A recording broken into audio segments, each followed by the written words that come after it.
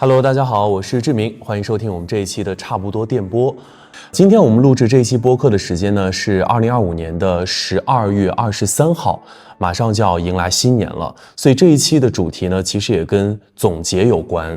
我定的主题呢是把自己重新养一遍，我的能量磁场彻底变了。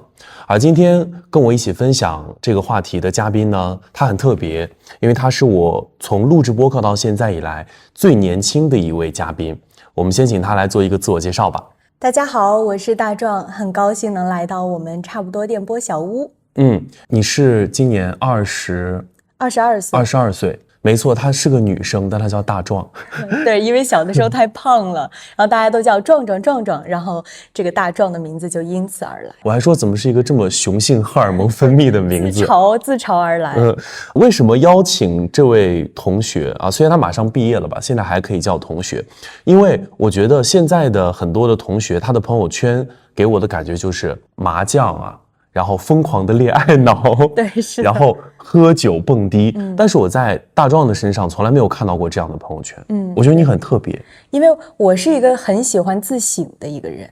我很喜欢去思考一些宇宙宏观知识，然后去思考就是行动力本身的内在意义。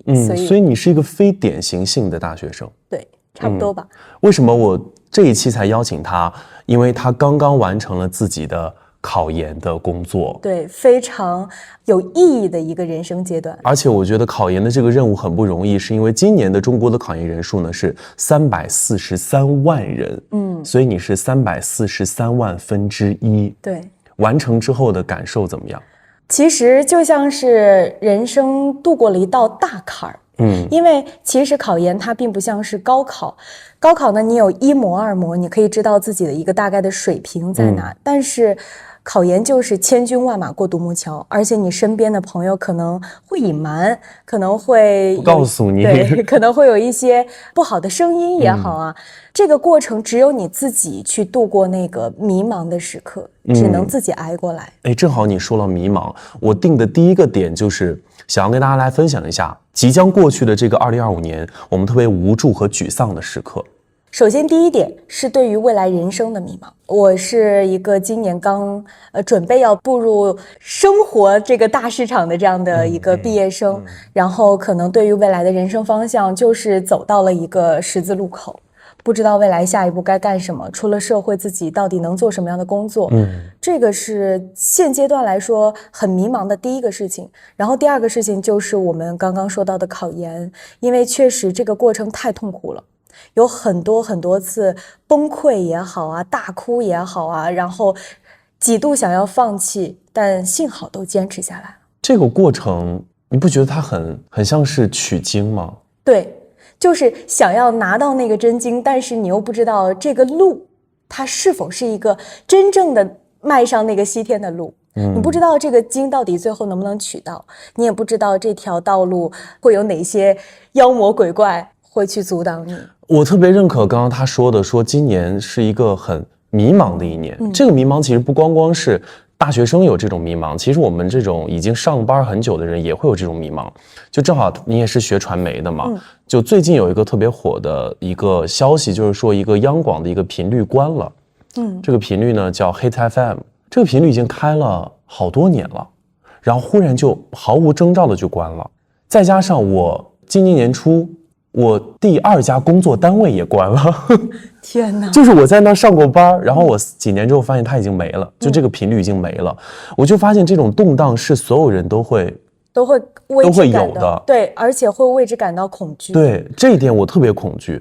所以这应该是我25年最沮丧的一件事情。主要是因为时代洪流的压迫，因为现在不是很多事情其实 AI 都能够完成，正是因为在这个大环境之下，我们会发现自己的很多工作或者以前成为自己的理想的工作，对，他们被代替了。所以这种自我主体性的缺失和未来不知道自己还能不能立得住理想脚跟的这样的坚定信念吧，对，就不知道要干嘛。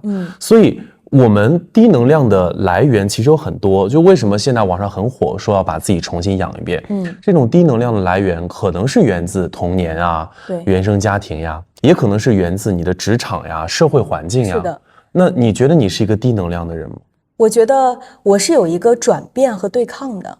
你要是在10年前问我，我绝对会说我是一个绝对负能量和低能量的一个人。但是你要我现在去回答这个问题的话，我会说我其实是一个非常内核强大的人。什么时候你意识到你自己是一个低能量的人？是为什么？我觉得可能是从初中阶段是我人生的一个最低点。初中那个时候不应该很快乐吗？因为学业也没有什么压力。其实大家应该都能感觉到，小孩的青春期大多都发生在那个时候，早恋呀，对，然后身边的一些动荡啊，因为其实像小学你还小，你感受不到太强烈的这种生活复杂性，但是到了初中以后，你会发现身边的很多人他都有一些思想，或者说家庭因素影响也好，自我因素影响也好。就是在初中的那个阶段呢，大家都开始有了一些自己心里的小九九，都会有一些，比如说像从众心理，像去排挤大家，还有攀比，对，攀比，然后非常强烈。因为我的初中是一个私立的学校，然后那个学校呢是在我们家里算是一个非常贵族学校，有钱人，是的，就是。因为家里那边他们没有办法上公办，因为没有本地户口，就只能去这种私立的学校去扎营。但是就是在这种大环境下，或者说在这种比较大家都很富裕的情况下，你就很能明显感觉到周边人带来的那种视线的鄙夷和攀比的恐惧，很强烈，很强烈。你当时是被羡慕的吗？我当时不是，我当时是属于从众心理其中的之一，而且我也很不幸的被经历过校园霸凌，无论是从身体上还是心理上的双重霸凌，然后中间一度我休学了，而且那一段时间真的是属于我生长痛吧，算是。你没有想过转学？没有办法转学，因为不是本地户口，而且当时其实到那边也不是很久，去公办也去不了，自己的学业也不是很出众，然后其实从小我就是一个很有艺术细胞的一个女孩，很小很小，我从小学开始就已经在担任小学那边的小主持人了。但这种是不是就更容易被重伤？是的，因为在这种时刻呢，我很想要去表达自我，学校里面的大大小小的主持活动都被我包揽了，同时这种活动下聚光灯下所带来的这些耀眼的瞩目，反而会成为那些射向你的箭。对，他们就会在私下一直蛐蛐你，对，他们就会觉得你凭什么？而且当时的小的时候，那些女孩们她们会有一些攀比心，而且我虽然说这样说不好，但是其实这是一种现象。青春期的女孩她们那种攀比心理是很恐怖的。我觉得人性在那个时候是恶的。对，因为小的时候其实他没有建立一个非常完整的价值观和世界观，他很容易单一的认为。是的，他认为你是好的，那你就是好的；他认为你是坏的，那他就要打击你，去打压你。而且他会拉帮结派。是的，这个小团体真的是成为现在大多数学校里面的被霸凌的根源，很恐怖。就是他们会把你当做那种异类，把你当做病原体。他们告诉这些你的同班同学或者身边的人，告诉你不要跟他玩，不要去跟他们说话，走走走，我们自己去吃饭也好，自己去玩也好。那这个时候你会感觉到在这样一个社交网络之内，你会被这些网络关系所遏制住。因为我们人生活在这个世界上，人毕竟是群居动物嘛，没有办法脱离社交的这样一个圈子。但是你在这个社交圈子里却得不到任何的重视，反而是成为了那种被排挤的对象的时候，你会很恐惧，你会对这个世界感觉到失望和害怕。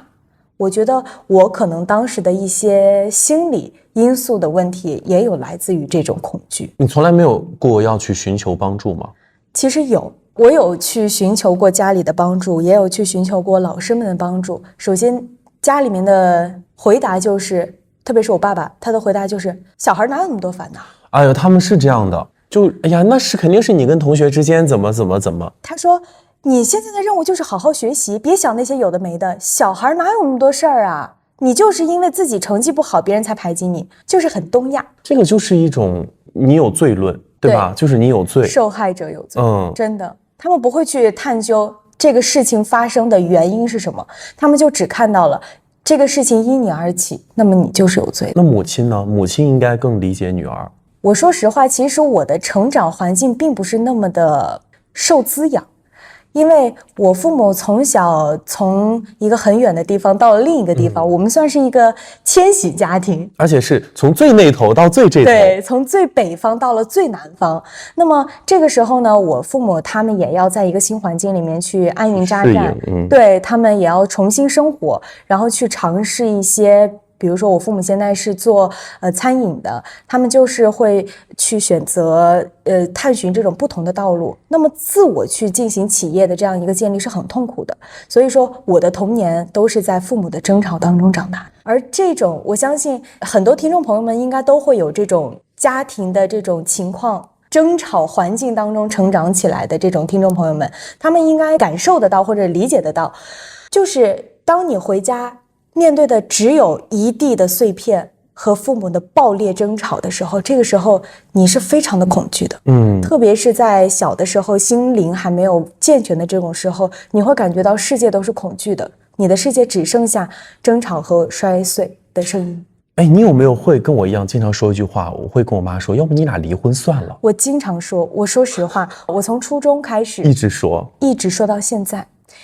我的父母是一个非常极端的人，我的爸爸是一个非常典型的传统大男子主义的父亲，他就是属于暴烈的代表，很中式的，非常暴怒。他只要感觉到情绪不对，他就开始发飙，他就开始摔东西。他会打你吗？他会，我是从小被打到大的。你是个女孩因为我的父亲是个军人，他的从小的家庭成长环境也好，或者说他所经历的一切也好，都告诉他棍棒底下出孝子。没有什么是一顿打解决不了的。然后我的母亲是一个极度能忍耐的人，她是一个非常隐忍的。哇，好中式的配比啊！是的，我父亲就是不断的在输出，不断的在暴怒，我母亲就是不断的在隐忍，不断的在裹挟。因为忙着工作，没有时间管我，所以从小我是自己成长起来的。我吃饭啊什么的，我几乎早上上学他们还没醒，晚上回到家他们还没回，然后我几乎成长环境就是这样的一个，然后只要见到他们在家里就是争吵。然后我的母亲就是作业做完了吗？几点回来？凭什么还在外面玩呢？然后我的父亲就是你又在矫情什么？可能他们在工作上面的一些暴怒会迁就到家庭上来。我父亲跟我母亲吵完架了以后，我爸爸就会把这种怒气撒在我身上，怎么看都怎么不顺眼。你恨过他们吗？当然了，因为小的时候那种成长环境，包括加上学校里面的一些因素吧，我会觉得自己是一个极度不被这个世界所宠爱的那种低能儿，我会觉得自己不应该活在这个世界上。我说实话，我真的是一个极端的个体，因为从那个时候，我真的就像是一个所处在这个世界上永远被黑暗所裹挟的这样的一个人。甚至我初中我所说的一个是家庭的原因嘛，刚刚说到，还有一个就是学校的原因，我会寻求老师的帮助，就是特别是心理老师。但是我们那个心理老师他们不觉得这些是个问题，他们只会觉得很正常。学生之间有争吵很正常，然后家庭当中有争吵也很正常。我当时去寻求心理的那个咨询老师，我就跟他说，我说老师，我睡不着觉，我每天只有哭累了才能睡着。然后那段时间真的很痛苦，因为你想想，在学校里面同学们不看好你，然后去拉帮结派，没有一个人来跟我玩。那个时候我们那个贵族学校嘛，他们就会有一些就是校园霸凌，他们不仅是语言霸凌，还有就是他们直接会扇你巴掌，会拿那种奶茶泼你。那个时候呢，其实本来心里就已经不舒服了，但好在是什么？好在是我妈妈她有一点点的意识到好像不太对劲，然后我妈妈同意了我的休学，也没有说就是打压我，或者说一昧的贬低我，她就会说，哎，那就休息一段时间吧。你那个休学是完整的1年？算是断断续续吧，因为学校里的有一些考试必须要去考。就你不算是留级？对，不算自我学习。对，自我学习，然后就不去学校。不去学校，有大概很长一段，几乎维持了1年。就是在初2升初3的那个阶段。但是现在你给我们的感觉就是特别有爱的感觉，我们所有人都觉得你是一个从小家庭富裕、亲情和谐，就是你是这样的环境下长大的，那你怎么去走出来呢？我不知道大家有没有这样的一个感受哈，就是即使小时候受过的创伤再痛，当你成长到一定的阶段，或者说当你长大了，你的父母开始意识到了某些事情，他们会进行审视和弥补。那是什么时候？艺考。高2、高3，对，高3，然后艺考结束吧。然后我觉得我进行一个心境的一个极大的转变，就是我去艺考的这个阶段。我去艺考，我发现了更多外面的世界，我看到了更多不一样的人，而且我去的是北京的机构嘛，然后学播音，我一直都有一个很强烈的播音梦想。所以我觉得可能一直支撑我走出来的很大的一个原因就是这个梦想，这个理想。然后我到了北京的那个环境以后，我看到了大家都是为着这个理想去奋斗的，这样的。那个很像个乌托邦，对，那一下很像，很温暖。我去到那儿了以后，我完全摆脱了学校这个环境，然后我认识到了一群新的人，他们永远都是一个很热烈、很激情，因为我们都是有着同样梦想的一群孩子。所以说我当时在那，我就会感觉到很美好，然后我感觉到被治愈了。我能够通过一条条新闻去感受到不一样的人生，去看到这个大千世界不一样的个体。我觉得这个是我转变的第一步。还有一个很重要的原因就是我姥姥的离世。那是在2022年艺考完毕。你还没上大学吗？高考没结束，就是在高考的前3个月。那不是很影响你的状态吗？非常非常影响。我是几乎是被我姥姥带大的。我小的时候就一直跟着我姥姥，我家里是从最北边那边，然后在移居南边的这个过程当中，我有1年是我姥姥单独带我在家里，然后后来我们才一起来到了南方。所以说我姥姥是我成长阶段陪伴我最多的人，但同时我也是伤害她最深的人，因为青春期嘛，叛逆，太叛逆了，我感受不到爱，我觉得这个世界就是黑暗的。所以说我做了非常多以至于我现在后悔一辈子的事情，我会不断的去反思自己，不断的去后悔，但是亲人离世就是一辈子的潮湿。我能不能理解，就是他救赎了你的有一段时间？是可以这么说，因为你之前的家庭你也不是很快乐嘛。是的，就姥姥帮你生活了这段时间，是治愈你的时刻。是，它是非常治愈我的。虽然说它是一个极度安心的存在吧，但是你想想，这个家庭的因素毕竟还是在的。然后我姥姥是一个老黄牛，她永远在为别人付出，永远得不到回报。所以说她也是一个一直在隐忍，但是得不到正反馈的一个人。我没有办法去说对不对，但是好像那个时代的女性都是这样的。是的，这个很正常，很正常，因为他们生活在那个时代，那个时代所影响的他们的价值观啊、世界观就是这样的，他没有任何的过错，包括像以前的女性裹小脚，那都是正常的时代因素、时代产物。你没有办法去评判一个时代的对错与否，因为我们永远不可能站在当下的角度去批评以前的成果的。对，其实你刚刚说让我想到了，我们有一点很像。我是高考前几个月，我是姥爷去世了，然后你是姥姥去世了。我不知道你有没有这个感觉，你进到灵堂的那一刻，你是哭不出来的。你还是一进去就开始哭。我没有见到，你没有参加，你没有参加那个告别。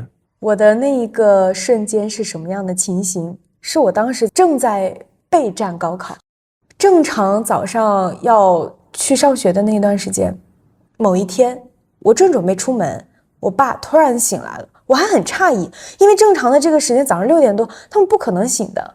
没有给你做早饭这一说没有，从来没有哈，我就是下楼买一个包子啊，买一个什么的。物质上他们是绝对的富足的。那天早上我爸爸就醒来，他突然以一种很悲愤的眼神看着我，我当时心里一紧。他说姥姥没了。我不知道那天我是怎么到那个机构的，我一路哭，我一路崩溃，就是走在路上我要走2步喘2下，就是这个过程吧，你永远不可能预想到。我想被这种老一辈带大的都会有这种感受，就是你无法预想，你不敢去想，当他有一天不在了，你是什么样的情形，因为你已经习惯了他在身边。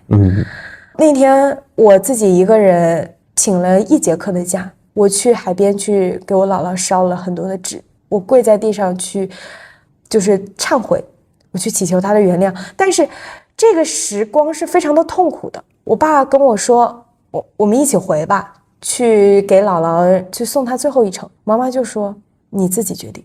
我觉得真的我被教育规训的太好了，我觉得不行，我得高考。我非常非常想去，我也非常非常想去见到他最后一面，我做不到，没有时间，因为太影响我了。我妈妈也说你不要去了，因为一去就是1个月，回不来的。哦，他要回到你的原始的家乡。对，不是在当下就半天就可以结束的那种。不是的，而且它是一个比较复杂的流程，然后我也没有办法能够保证我能够完全的梳理过来。当时是4月份，4月20号，就是马上要高考的前1、2个月的时候他走了。从那以后，我从来没见过自己那么努力。我高考比我在学校里面的那个成绩提了接近280分。我突然意识到，人好像没有人会一直陪伴你，人好像真的都是会离开的，而且很突然。对，你没有办法预料到下一块巧克力到底是什么味道的，你也没有办法预料到明天会发生什么，你面对的只能是享受当下，珍惜现在。所以说，自从那个时候我就开始意识到，必须要好好的珍惜当下了。我如果一直沉溺在过去的悲伤当中，我永远没有办法进行下一步的生活。所以你整个人开始由暗到明是在高考结束。对，就是所谓的把自己开始重新养一遍，开始养好的这个过程。对，而且我发现我养自己的第一步就是我开始直面自己的痛苦，并且克服它，并且允许一切发生。可是这个在一个17、18岁的小孩来说是很难做到的。所以说我觉得自己很厉害。你很早熟。是的，你特别早熟。我觉得还有一个部分原因是因为我妈妈其实一直是一个很厉害的女性，因为她要承受太多的隐忍，而且几乎这个家里的一切都是我妈妈撑起来的。所以说，当我开始意识到在这个世界上只有我妈妈只有我和我爸爸一个人。这个时候我发现我妈妈她是一个绝对孤独的个体，在这个世界上她没有她的妈妈了。对。然后我姥爷也是很早就，我没有见过我姥爷，很早就去世了。然后所以说，就他向上的联系都没有了。对，完全没有了。然后我发现这个家庭带给我妈妈的只有痛苦，也没有办法去能够抚育她。我需要做到的只有坚强起来，去回报我妈妈，去给我妈妈一些力量。这个是我转变的很大的一个机遇。你有没有发现，很多时候当我们开始长大之后，好像父母就没有那么讨厌了？对，是吧？就忽然哪个点我们就觉得，哎，好像也还好，好像也挺幸福的。你就开始觉得，哎呀，曾经那些就那样吧。是的，而且他们在年龄越来越大了以后，他们的心情其实也平和了许多。我父亲其实也不像以前那么暴躁了。当他有一天发现他没有办法再用棍棒这种方式来打我了，他就会发现，他的孩子已经长大了，然后发现自己也老了，没有精力了。我觉得那一刻他们开始感慨了，他们也不愤怒了。是的，就是就这吧。对，然后他们就是近2年来吧，他们就开始疯狂的弥补，然后开始就是不断的自省和以我为中心。我觉得我能做到的不再是沉溺于童年的创伤，而是给予一些正反馈。我很喜欢一位心理学家叫阿德勒。我相信大家都知道，听说过一个心理学家叫弗洛伊德。对，其实弗洛伊德他的观念是原因论，他认为所有的现在得到的一些痛苦的根源都来自于童年或者过往的创伤，导致了现在的这样的一个痛苦，这是原因论，因为过去导致现在。而阿德勒他认为，我们所现在一切的情绪都是为了实现达到那个目的的手段。那他们会说弗洛伊德太过于在意过去，是的，它就会永远让你再过去。是的，它永远会让你停留在过去的那个雨季里，永远无法走出来。但是阿德勒他的主张就是，你一切的现在的情绪的根源都是你自己所给予自己的。你可以赋予他愤怒的情绪，你也可以赋予他不一样的经历，一切的一切都是你赋予他的，不是过去造成的，是你给他的定义。但好像都有点原因，你也不能说全是当下，你也不能说跟过去无关。所以说我们不能永远沉溺于过去，因为如果你不断的沉溺于过去的悲痛当中，你就永远无法向前生活。你能做到的就是记住过去的那个痛，然后看向未来的美好，向前继续走下去。这一趴可能有点沉重了哈，那接下来我们就会聊一些比较轻松的时刻，就是养自己的方式，除了说改变心态，还有很多具体的小方法。比如我举几个例子哈，你可以跟我们一起来分享一下。你会养生吗？怎么说呢？我想现在的大家应该都会有那种赛博养生的一边养一边做，对，保温杯里泡枸杞，但是一边又放着酒瓶的这种状态。所以一会儿我们就要去喝酒。对，是的，我发现酒精真的很能够给予自己一些暂时逃离这个世界的这样一个小小的空间。我觉得酒精有的时候就是养自己啊。是的，酒精或者说烟，有的时候就是很养自己啊。你不是沉溺啊，你是必要的时候来一根，是的，来2杯。你会发现，当你处于一个比较微醺的时刻的时候，你会有一种飘飘然，对于这个世界好像看什么都很顺眼的这种时刻。所以我非常理解李白写诗要喝酒，非常理解他。是的，创作只有在沉浸式或者说比较微醺的这个时刻，你更能够进入自己的心流状态。对，我今天提纲里面也写了心流这个概念，就心流我还专门去查了一下，它指的是一种忘我。是的，就你做完你会觉得这个事儿特别满足，是的，然后你充满能量。你有这样的一些爱好或者事情吗？我有，就做完你就觉得心流很够。我有2件事情，第一个是我读到一篇非常喜欢的稿子的时候，因为我很喜欢朗诵，然后我读到一篇很感人也好，或者说很符合我当下心境的一篇稿子也好，然后我沉浸进去，然后不断的去给这篇稿子加入我自己的灵魂和思想的时候，然后创作成为我自己的一篇2度创造的产品，我那个时候我会非常的满足，而且我在读的时候是极其忘我的，我会有的时候哭到发不出声音。然后第2件事情就是读书，我很喜欢读一些哲学书和思辨书。你不会觉得很无聊？不会，因为我觉得当一个人如果失去了思辨的能力，那么这个人就是一具行尸走肉的躯体，他没有任何的自我思想。当你深刻的在一个别人的精神产物当中去遨游，去感受到原来这个世界是这么运作的，原来大家还有这样的精神创伤，或者说有这样的精神反应的时候，你会发现很神奇。你会发现这个世界上什么妖魔鬼怪都有，什么事情都有可能发生，你会觉得这个世界好神奇。我会喜欢沉溺于别人的世界当中，所以我总是走在路上，我其实很少玩手机，我大多数时候都会观察这个拾荒老人走路的姿势，或者说观察那一对父女母女，或者说那一对情侣走路的时候他们的一个神情状态，我会去看，会去分析。我特别认可。我有一段时间就是很喜欢观察，我觉得观察会让人有反思。对，我有一次骑我妈的那个电动车，我回家，给她买饺子还是买什么烧饼之类的。然后我在等红灯的时候，电动车旁边不就会有其他电动车？对。然后一个儿子，跟一个妈妈，然后那个儿子就说：“妈妈，我想吃一个糖葫芦。”那个妈妈就说：“你这次考到90了吗？你就要吃。”我当时因为我也没有糖葫芦，我只有饺子，但是我就觉得哇，好苛刻啊。我也不戴耳机，我就要去听他们在对话什么。是。当时我就替这个小朋友感到很可怜。不公。对，我就会觉得糖葫芦，但也可能是那个妈妈可能她没有那么多钱啊，我会帮她解释了。但我觉得如果我是那个小朋友，我会很沮丧。而且你会发现吗？我们正是可能在童年的时候，我们充当了这个小男孩的这个角色，才会在长大的时候有一种我想要把自己童年的时候的那个小小的自己再重新养一遍的这种状态。对，我甚至想帮助他。对，我说要不下来我给你买一个。这种状态就是很明显，当我们成长了以后，我们有了更多的选择权和话语权了以后，我们就会有了更多的弥补童年的时候的自己会觉得，哎呀，你真辛苦。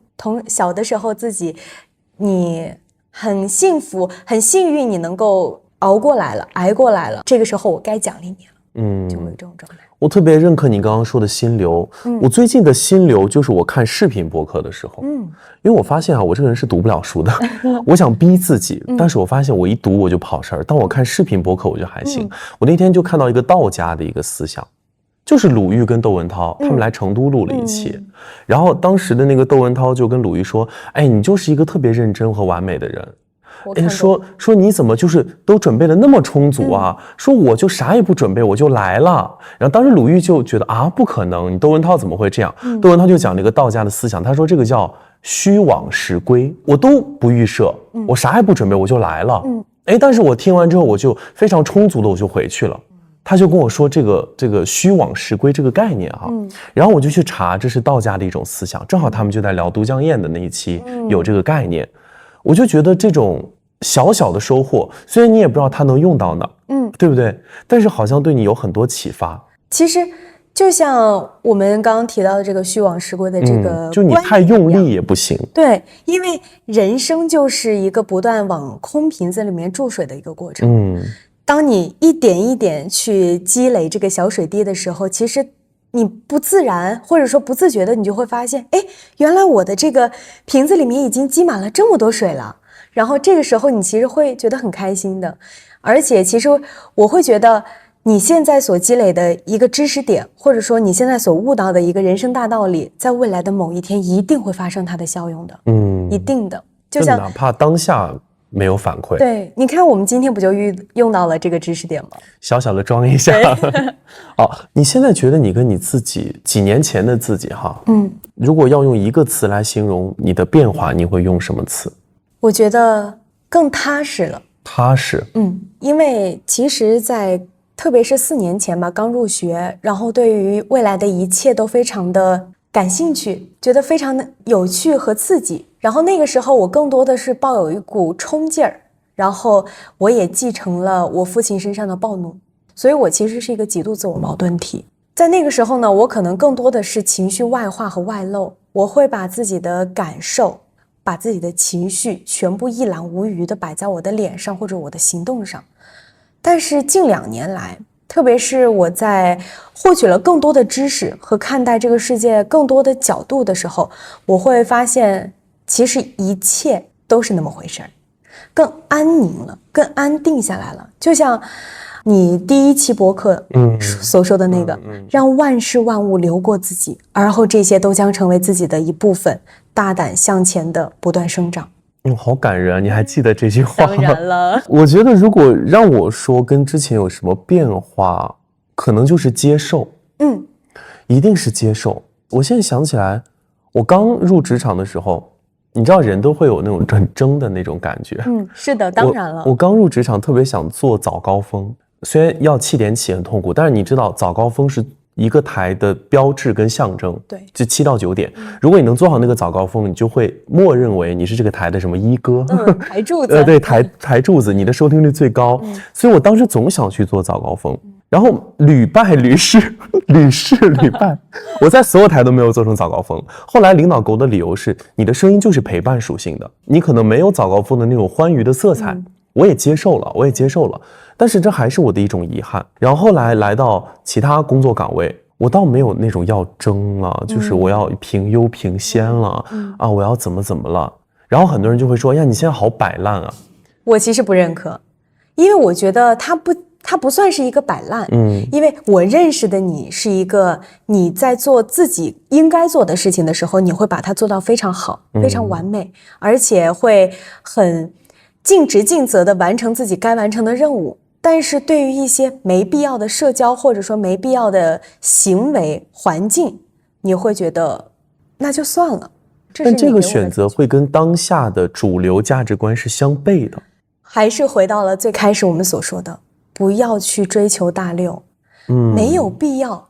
因为这个时代洪流总是向前不断推进的。如果说你一昧的去追从主流，一昧的去成为那个沉默的大多数，那你就没有个体的这种光辉和自我主体性。我忽然想到，你好像也不是去追求入团啊，然后要进编制啊这种。对，好像你也考公考编，你也根本不考虑。对，我不是的。所以你也跟大多数不一样啊。是我总会觉得我想要去做的事情就是对的。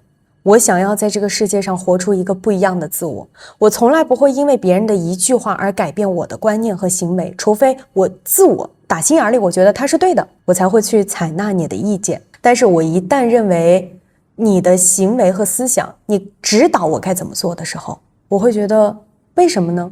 凭什么呢？这是我的人生，我请你不要干涉。你是有很强的掌控力耶。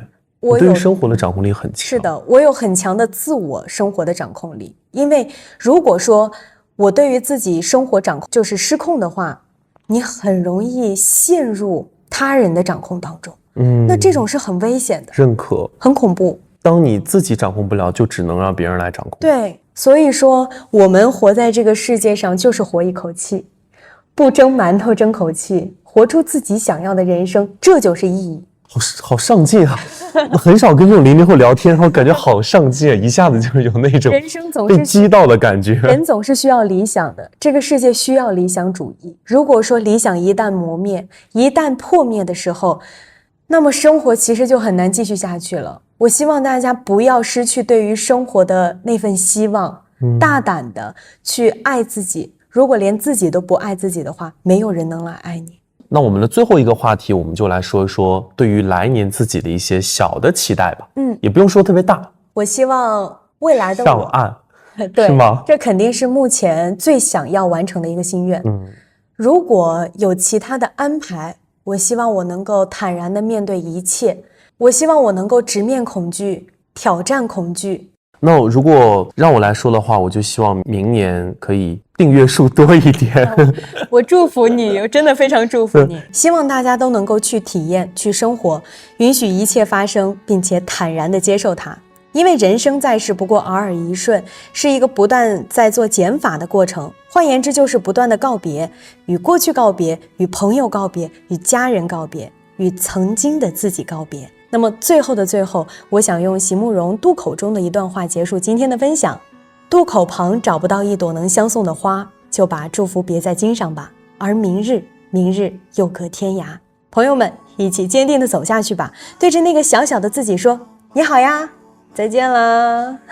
我觉得通过这段表达，大家应该能够听出来，他真的是一个非常热爱朗诵跟表达的人。是的，所以这种找到自己心流的生活状态，也希望每个人在新的一年都可以找得到。对，祝福大家，祝福大家。那我们今天的播客就录到这里了，希望大家随时随地听到这一期的时候，都会有一种力量感。那我们就这样了，好，拜拜，拜拜。